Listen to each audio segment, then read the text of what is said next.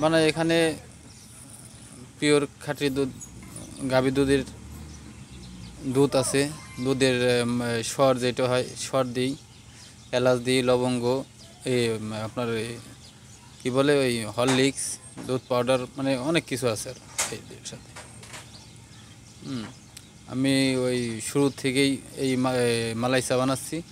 মালাই চায়ে আস্তে আস্তে অনেক লোক ফাঁকে থেকে আসছে, সবাই প্রতিদিন আসে চা খাইতে। প্রতিদিন কেমন বিক্রি হয়, কেমন কোথা কোথা থেকে লোকজন আসে, দূর দূরান্ত থেকে আসে কিনা, কি অবস্থা?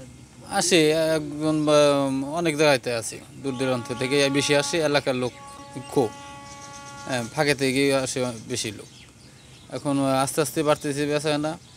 আর আমার এখানে চা পাওয়া যাবে ওই ডাবল হিটের মালাই চা, হরলিক্স চা, এই মশলা চা, আরও আছে হইলো দুধ কফি, লাল কফি, দুধ চা, রং চা, হ্যাঁ, অনেক আইটেমের চা আছে। আপনারা সবাই আসুন চা খেতে। এই দূর থেকে যদি একজন লোক আপনার দোকানে আসতে চায়, আপনার সে কীভাবে আসবে? দোকানের ঠিকানাটা যদি একটু বলেন, দৌলতদিয়া কোন জায়গায় নামবে, কীভাবে আসবে যদি একটু বলেন।